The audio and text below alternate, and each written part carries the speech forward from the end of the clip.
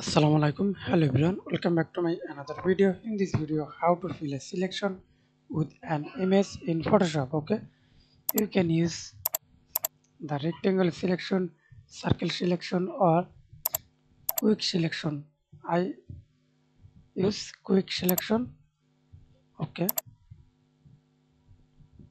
or use this selection as you wish.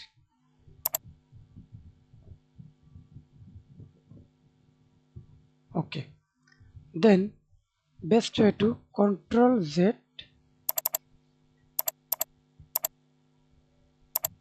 go to File, open any image. I use this image. Okay, simply drag, hold Control T, right click mouse, clicking mask.